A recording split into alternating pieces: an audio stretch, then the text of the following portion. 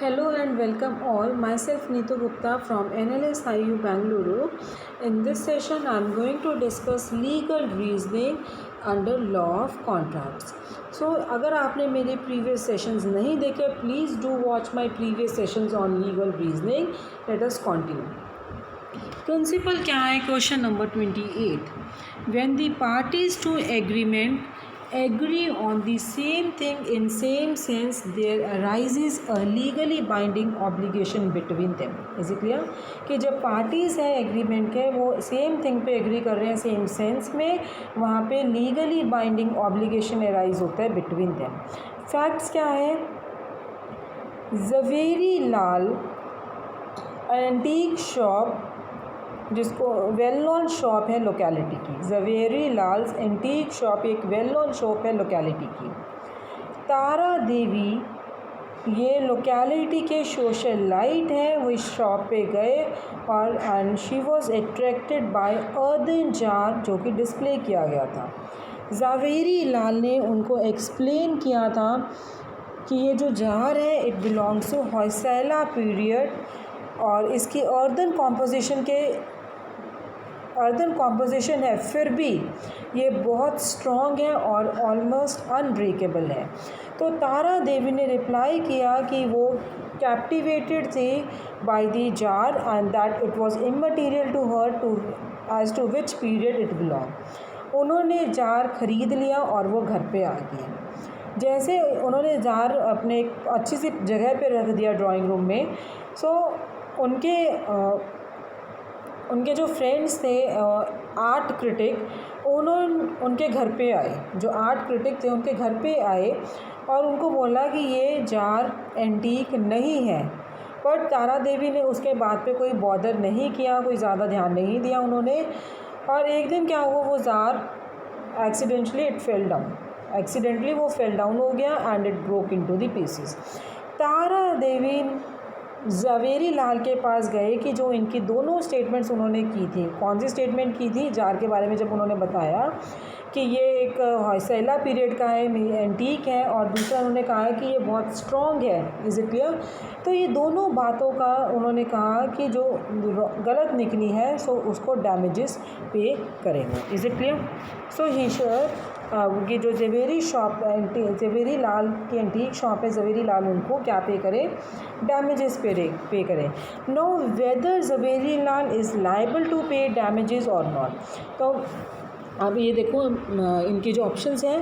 First option क्या है? Zaveri Lal must compensate her since his both the statement concerning jar were wrong. Is it clear? Second, Zaveri Lal need not compensate since Tara Devi was not concerned with antique value at all. Third, Zaveri Lal must compensate because he carelessly made these statements. तो answer क्या आएगा? Second option आएगा कि ज़वेरी लाल compensate नहीं करेंगे क्योंकि Tara Devi was not concern with the antique value at all. So जिस terms पे कॉन्ट्रैक्ट कंक्लूड हुआ था वो टर्म्स में एंटीक नहीं कंक्लूड कर रहा था, एंटीक वैल्यू ऑफ जार नहीं कंक्लूड हो रही थी, तो it is not a term of contract. Is it clear? Next क्या है अब आपका? That is question number 29. Principle क्या है इसमें कि डैमेजेस.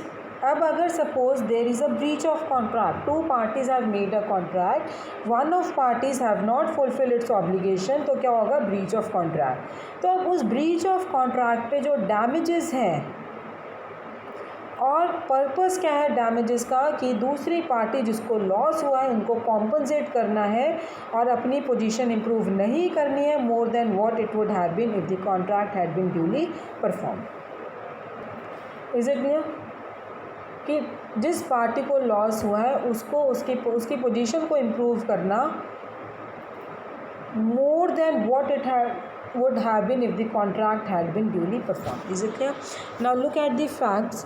ए को घर खरीदना था, तो इस वजह से उन्होंने सर्वेयर के साथ कॉन्ट्रैक्ट किया कि एक पर्टिकुलर हाउस की इंस्पेक्शन करनी है और उसकी वैल्यू कितनी है. उन्होंने हाउस को सर्वे किया और उसकी वैल्यू बता दी कि ये 10 लाख के आसपास होगी इसकी वैल्यू. बट एस ने क्या किया? ही फेल टू नोटिस कि वहाँ पे जो प्लम्बिंग सिस्टम था उसमें डिफेक्ट था। अगर उन्होंने ये नोट किया होता तो हाउस, वो घर कितने का होता, 8 लाख का। तो ए ने अब एस की एडवाइस फॉलो की और वो घर उन्होंने 10 लाख में ख़रीद लिया। बाद में उन्होंने 4 लाख उसके ऊपर लगा दिए प्लम्बिंग सिस्टम को रिपेयर करवाने के लिए। Now A he has filed a suit against S claiming 4 lakh as damages. Now whether S is liable to pay damages or not. So let us look at the options. First, A should get rupees 4 lakh because that was the amount he had to spend finally to make the house worth living. देखो अब हमने जो principal repeat कर रही हूँ, principal क्या था आपके लिए, प्रिंसिपल यहाँ पे ये था डैमेजेस, कि अगर किसी पार्टी को नुकसान हुआ है तो उसको डैमेजेस मिलेंगे, उसको उसी पोजीशन पे लाना अगर वो कॉन्ट्रैक्ट फुलफिल करता है। Second, A should get rupees 2 lakh since he paid additional 2 lakh on account of S negligence. Third, A should get rupees 4 lakhs since the loss was attributable to S negligence. A person has no remedy against the injury caused by an act to which he has consented. So option is B. A should get rupees 2 lakhs since he paid additional rupees 2 lakh on account of S negligence. Is it clear? क्योंकि वही है कि अगर वो अच्छे से inspect करते तो उसको 8 लाख का घर मिलता है, लेकिन अब कितने का मिल रहा है, 10 लाख का। तो नुकसान 2 लाख का हुआ है, तो इसलिए सब उसको कितना मिलेगा, 2 लाख ही मिलेगा। नेक्स्ट, प्रिंसिपल क्या है, कॉन्सिडरेशन के बिना जो कॉन्ट्रैक्ट अगर होगा तो वो कॉन्ट्रैक्ट वॉइड होगा। Is it clear? A contract without consideration is void, it is one of the essential elements of contract. Facts क्या है, अब ए ने बी से 1100 रुपीज़ लिए थे, अब उसको वो 1100 रुपीज़ किसको देने हैं, बी को देने हैं। बट ये जो डेट है, ये जो कर्ज़ा उन्होंने 1100 रुपये का लिया था, it is barred by the limitation. हमारे पास एक लिमिटेशन लॉ है, लिमिटेशन एक्ट 1963। तो वहाँ पे क्या है, वेरियस ऑफेंसेस के आपको बताए गए हैं कि अगर कोई मनी सूट है तो कितना टाइम पीरियड आपके लिए है, कितने टाइम पीरियड में आप केस फाइल कर सकते हो। कोई मूवेबल प्रॉपर्टी है, what is the time, immovable property है, मॉर्टगेज का है, तो वेरियस टाइम पीरियड्स आपको बताए हैं। उसी टाइम पीरियड में you have to file a case. Now यहाँ पे वो जो 1100 रुपीज़ लिए थे, that is barred by the limitation law. अब बी है, he can not file a suit क्योंकि टाइम पीरियड ख़त्म हो गया। सो ए ने एक रिटन प्रॉमिस साइन किया जिसपे लिखा हुआ था कि अब 1100 रुपीज़ की जगह वो 500 रुपीज़ बी को पे करेंगे। Now B files a suit for the recovery of rupees 500। Decide करो, ये क्वेश्चन आपको मैं पहले भी करवा चुकी हूँ। तो ऑप्शंस देखो, contract is not enforceable as consideration is inadequate. ये भी नहीं है आंसर, ऑल्दो मैंने आपको ये बता चुकी हूँ कि consideration adequate inadequate doesn't matter, it only take into consideration when consent is not free. So time barred debt is no consideration, ऐसा भी नहीं है क्योंकि सेक्शन 25 में क्लियर बताया है। सो लास्ट ऑप्शन क्या है, contract is enforceable as it has sufficient consideration. तो आंसर क्या होगा, कॉन्ट्रैक्ट इन्फोर्सेबल है क्योंकि वहाँ पे हमारे पास सफिशेंट कॉन्सिडरेशन है। Is it clear? Next 31, uncertain agreements are not enforceable by law. ठीक है, जो ये मैंने आपको सेक्शन 29 में बताया था कि जो अनसर्टेन एग्रीमेंट्स हैं वो इन्फोर्सेबल नहीं होते, वो वॉइड होते हैं। Now what are the facts,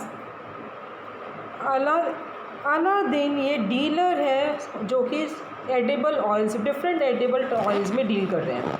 now Vimal ने अलादीन से मस्टर्ड ऑयल परचेज़ किया और कोकोनट ऑयल परचेज़ किया।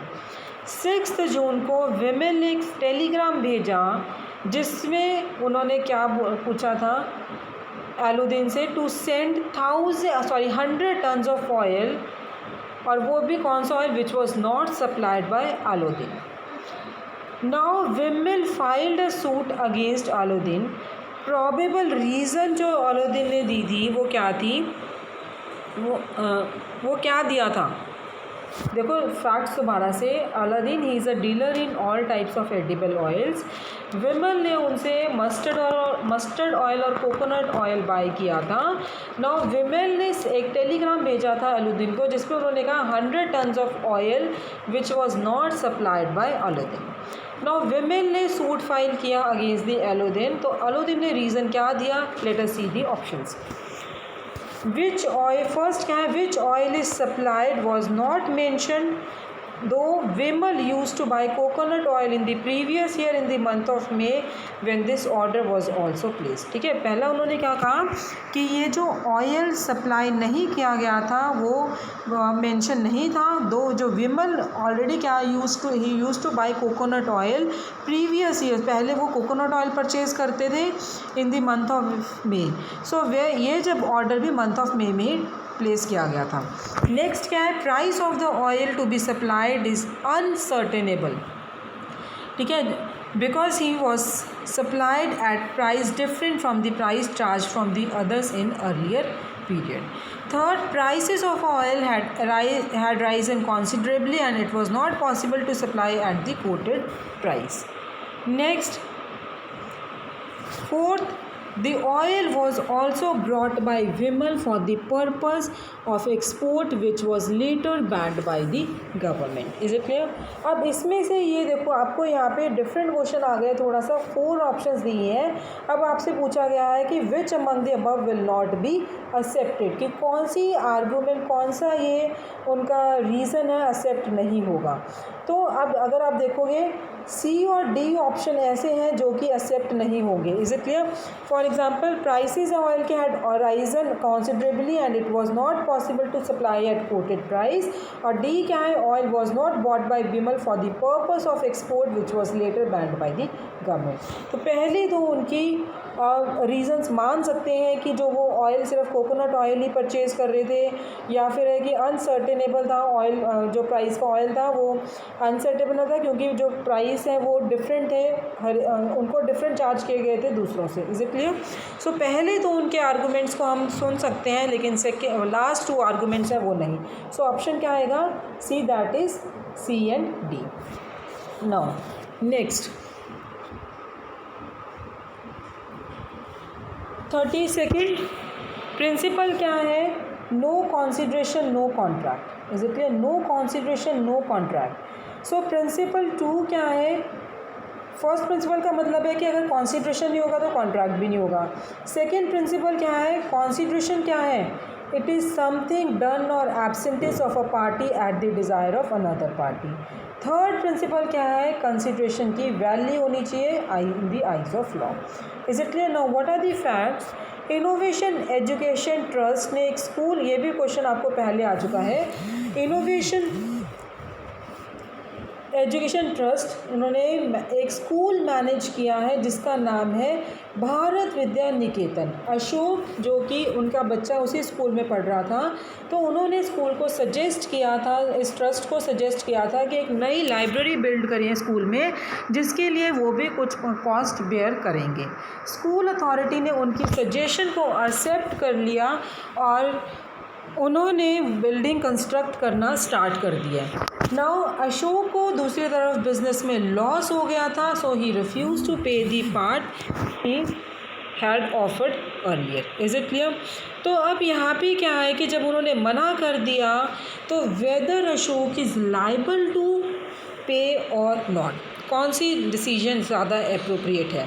फर्स्ट ऑप्शन क्या है? Ashok is not liable to pay as the building was for the benefit of school and he has nothing to do it with by the enjoying the benefit. तो ये option नहीं आएगा। क्यों नहीं आएगा? क्योंकि कंसिडरेशन में मैंने आपको पहले भी बताया है कि जो कंसिडरेशन है वहाँ पे अगर आप किसी के कहने पे कुछ काम स्टार्ट कर रहे हो, then the person is liable to pay for it. तो ये नहीं है कि यहाँ पे सिर्फ स्कूल के बेनिफिट के लिए थे, उन्होंने सजेशन दिया था, उनके सजेशन पे ही, और जो उन्होंने कहा था कि वो पार्ट कुछ कॉस्ट का पार्ट बेयर करेंगे, उसके कहने पे उन्होंने बिल्डिंग स्टार्ट की थी लाइब्रेरी की। तो first is not the answer. Second, he is liable to pay as Ashok child is a student in the same school. ये भी नहीं होगा, तो ज़रूरी नहीं है कि अगर बच्चे पेरेंट्स का बच्चा उसी स्कूल में पढ़ रहा है तो पेरेंट्स लाइबल होंगे। थर्ड क्या है, Ashok is liable to pay because based upon his promise school authority had started the construction of the building. Is it clear? So answer is C. Next 33rd, first principle क्या है? 2 principles आपको यहाँ पे दिए गए हैं। फर्स्ट प्रिंसिपल क्या है कि अगर अनड्यू इन्फ्लुएंस है पार्टी पे, कोई एग्रीमेंट है उसमें अनड्यू इन्फ्लुएंस एक्सरसाइज कर रहे हैं पार्टी पे, तो वो अपना परफॉर्म करने से मना कर सकते हैं एग्रीमेंट। सेकेंड प्रिंसिपल क्या है कि जब एक पार्टी एग्रीमेंट में ऐसी पोजीशन पे दूसरी पार्टी को डोमिनेट कर सकती है, तो जो दूसरी पार्टी की कॉन्सेंट है that is not a free consent. दूसरी पार्टी की कंसेंट को लेने के लिए वो अनड्यू इन्फ्लुएंस एक्सरसाइज कर रहे हैं, तो वो क्या होगा? अनड्यू इन्फ्लुएंस मीन्स कि डोमिनेट पोजीशन एक्सरसाइज कर रहे हैं। तो फैक्ट्स क्या है? ये भी आपको क्वेश्चन दोबारा आ गया है कि लैंडलॉर्ड ने टेनेंट से पूछा था, टेनेंट से बोला कि जितना रेंट है उसका डबल कर दो, अदरवाइज़ घर को खाली कर दो। तो टेनेंट है उन्होंने अग्री कर लिया, क्योंकि उनके पास कोई ऑप्शन नहीं था, कि प्रीवियस रेंट को डबल कर दिया और वहीं पे रहने के लिए वो रहना उन्होंने स्टार्ट कर दिया। बाद में उन्होंने मना कर दिया कि वो नहीं पे करेंगे, इसका डबल रेंट नहीं पे करेंगे। नाउ कौन सा आंसर ज़्यादा एप्रोप्रिएट है? फर्स्ट क्या है, tenant he has to pay the new rent. No, tenant क्योंकि वहाँ पे अनड्यू इन्फ्लुएंस एक्सरसाइज हुआ है, लैंडलॉर्ड की पोजीशन सुपीरियर है, वो डोमिनेट एक्सरसाइज कर रहे हैं। Second, tenant has to pay the old rent and continue to occupy the house. Third, tenant has to pay the old rent but vacate the house within a reasonable time. So best answer is B, that tenant has to pay the old rent and continue to occupy the house. तो जो relation था parties के बीच में वो equal footing पे नहीं था। Landlord superior position में थे, वो इस पोजीशन में थे कि वो टेनेंट की विल को डोमिनेट कर सके। So tenant may refuse to perform the agreement. Is it clear? Next, when the parties to an agreement वो सेम थिंग पे सेम सेंस में एग्री कर रहे हैं, तो they are arises a legally binding obligation between them. अब Ganesh gallery है, ये एक एंटीक शॉप है सिटी में। शकुंतला जो कि पेशेंट है, she is very curious for collecting the articles of rare beauty.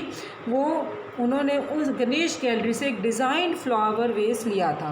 तो शॉपकीपर ने क्या एक्सप्लेन किया कि वेस वो किसको बिलोंग कर रहा है? Vijayanagar empire period.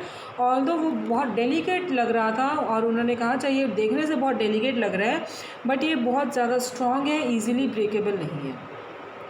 तो शकुंतला ने कहा कि वो सिर्फ उसके एस्थेटिक प्लेजर से अट्रैक्ट हो रही हैं, ठीक है, उसका जो करेक्टरिस्टिक्स है वो उसके लिए कोई मायने नहीं रखता है, और वो फ्लावर वेस घर पे ले आए।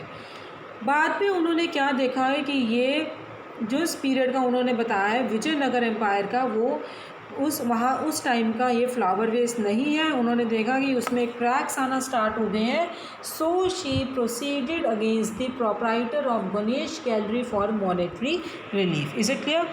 तो वेदर गणेश गैलरी लायबल है या नहीं है, क्या उसको कॉम्पनसेट करेंगे या नहीं करेंगे? फर्स्ट ऑप्शन क्या है कि Ganesh gallery must compensate Shakuntala since both the characteristics attributed to the article were proved wrong. Second क्या है, Ganesh gallery need not compensate since Shakuntala was unconcern about what was attributed to the article. And third is proprietor must compensate her for irresponsible statements made by him. तो गणेश पहला जो है, पहला answer नहीं है। क्यों नहीं है? क्योंकि जो उन्होंने क्या किया, गणेश गैलरी कंपनसेट करना चाहिए शकुंतला को, क्योंकि दोनों जो आर्टिकल्स जो उन्होंने करेक्टरिस्टिक्स बताए थे वो गलत प्रूफ किए हो गए हैं, तो ये रीज़न नहीं है। Second, Ganesh gallery need not compensate since Shakuntala was unconcern about what was attributed to the article. Proprietor, तो आंसर आपका सेकेंड आएगा। Is it clear? So proprietor है वो, थर्ड क्या कह रहे हैं वो भी नहीं आएगा। Proprietor must compensate her for responsible statements made by him. तो मटीरियल टर्म्स जिस पे कॉन्ट्रैक्ट एंटर हुआ था वो क्या था कि उन्होंने क्या कहा था शकुंतला ने कि उसको उससे कुछ नहीं लेना, सिर्फ वो किससे उसको अट्रैक्ट जो हुआ है वो एस्थेटिक प्लेजर अट्रैक्ट हुआ है। तो इस वजह से गणेश गैलरी है वो कॉम्पनसेट नहीं करेगी शकुंतला को, because she was unconcerned about the characteristics of the flower vase. Is it clear? Next,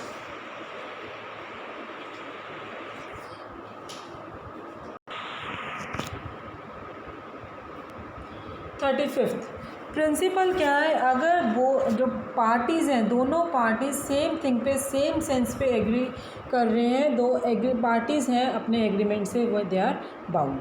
now what are the facts? Sanjay ने ऋतिक को ऑफ़र किया था कि वो उनका हॉर्स बेचना चाहते हैं ₹20,000 में। नाउ ऋतिक ने भी वापस लिख दिया कि उनको उनका ब्लैक हॉर्स परचेज़ करना है फॉर ₹21,000। देखो Sanjay he has wrote to Hrithik, उन्होंने ऑफ़र किया संजय ने ऋतिक को कि उनको अपना घोड़ा 20,000 रुपये में बेचना है। ऋतिक ने उनके लेटर का वापस रिप्लाई दिया और कहा कि he agrees to purchase his black horse for ₹21,000। Is it clear? तो क्या ये एग्रीमेंट वैलिड एग्रीमेंट है या नहीं है? क्या दोनों party same thing same sense में एग्री कर रही है? नहीं कर रहे हैं। क्लियर है कि they are not agreeing on the same thing in the same sense. So यहाँ पे ऑप्शंस देखो क्या आंसर आना चाहिए आपका। फर्स्ट क्या है? Parties are bound by their agreement as they agree on the price and also on the goods for the sale. Is it correct? ये तो बिल्कुल गलत है क्योंकि वो सेम प्राइस पे एग्री नहीं हुए हैं और ना ही सेम गुड्स पे एग्री हुए हैं। सेकेंड क्या है? Parties are not bound by the agreement as the objection is uncertain. Is it clear? Is it clear? तो ऑब्जेक्टिव अनसर्टेन है, ये आपका आंसर हो सकता है। सी ऑप्शन क्या है? Parties are bound by their agreement as the colour of the horse is only a question of detail. Is it clear? तो बी और सी दोनों ही ठीक है, लेकिन जो बेस्ट आंसर है वो बी है क्योंकि इसमें काउंटर ऑफर भी हो रहा है, ऑब्जेक्टिव अनसर्टेन नहीं है। पहले तो हॉर्स बोला है 20,000 का और उसने कहा है black horse 21,000। So objective is not clear. So agreement है वो आपका, वो पार्टीज हैं, they are not bound by the agreement. Is it clear? Next 36th, when a person represents to another something as true fact knowing fully well that it is not true, he is guilty of person. So the person subject to fraud may avoid an agreement. अब जो person, यहाँ के जो facts देखो आप कि ए ने एक हॉर्स प्रेजेंट किया था सेल के लिए, हॉर्स को डिस्प्ले पे रखा गया था ताकि कोई भी उसको एग्जामिन कर सके। नाउ हॉर्स का जो क्रैक्ड हूफ था उसको बहुत क्लेवरली कंसील किया गया था, छुपाया गया था। किसने छुपाया था? ओनर ने छुपा दिया था। ठीक है। सो बी ने अब ए को क्या बोला कि अगर आप डिनाई नहीं करोगे मैं क्या अज्यूम करूँगा कि हॉर्स साउंड माइंड का है। A keeps silent. A says nothing about the soundness of mind. ठीक है, साउंडनेस ऑफ द हॉर्स। ना ही उन्होंने कहा साउंड माइंड का और ना ही उन्होंने कहा अनसाउंड माइंड का। He keeps silent. So B purchases the horse. तो अब ये क्या है? अगर फ्रॉड सेक्शन 17 में आपको ये बताया गया mere keeping silence is not a fraud. So let us see the option. First option क्या है? B can avoid the agreement on discovery of the defect. Second क्या है? B can not avoid the agreement as the horse was on display and he could have satisfy himself of his soundness by personal examination. Third option क्या है? B can not avoid the agreement as A did not make any representation to mislead him. He merely kept silent so that B could find things out himself. तो इसका answer आपका ये option होगा कि B can avoid the agreement on discovery of the defect. So there is an active concealment which amounts to fraud. Therefore, contract is voidable and B can avoid the agreement. Is it clear? Next आपका next we'll be discussing in the next class. I wind up my lecture here. Thank you.